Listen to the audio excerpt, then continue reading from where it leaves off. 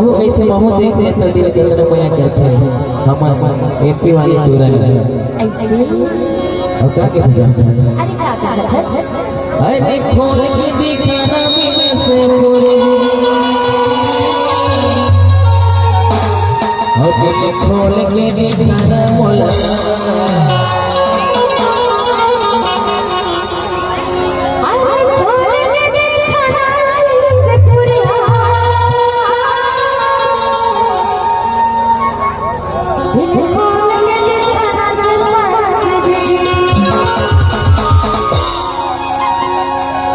तो हमारे सरपंच भाई क्या कहते हैं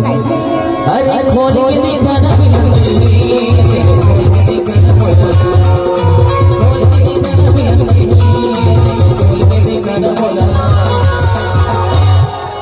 और मरे के मैया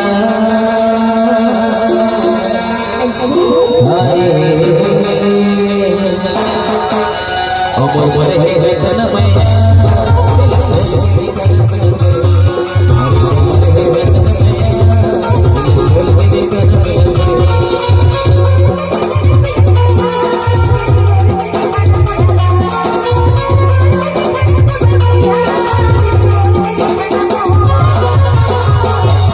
ये जब मैंने यहाँ जाना था जब दस समिति वाले भैया है ना उखड़ कर कहना है मैंने कहा था चमेली का कहते अच्छा और हर बार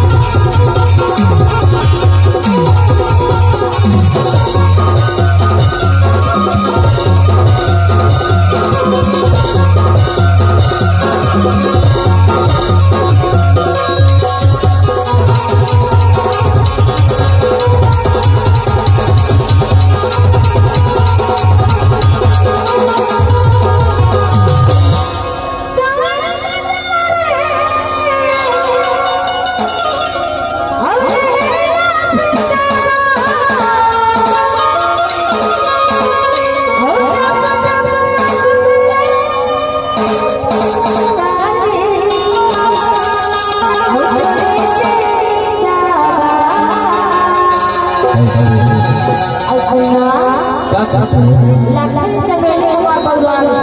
हाँ समिति वाले भैया से लगता है बड़ा बड़ा है हाँ पर का है जान जाना क्या कहते हैं